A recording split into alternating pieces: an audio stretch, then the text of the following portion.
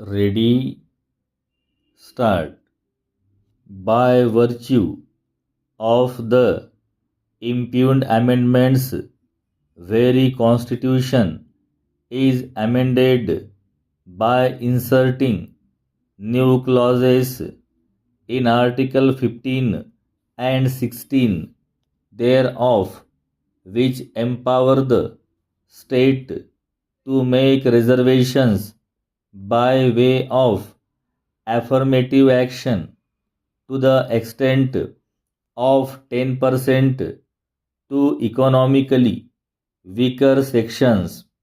It is the case of the petitioners that the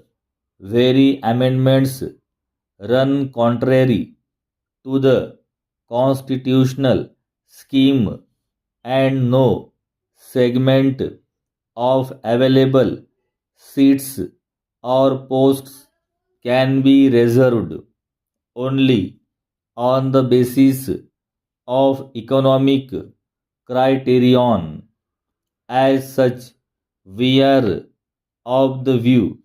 that such questions do constitute substantial questions of law to be considered by a bench of 5 judges. It is clear from the language of Article 145 subsection 3 of the Constitution and Rule 1 subsection 1 of the Supreme Court Rules 2013, the matters which involve substantial questions of law as to interpretation of constitutional provisions, they are required to be heard a bench of 5 judges. Whether the impugned Amendment Act violates basic structure of the Constitution by applying the tests of width and identity with reference to equality provisions of the Constitution is a matter which constitutes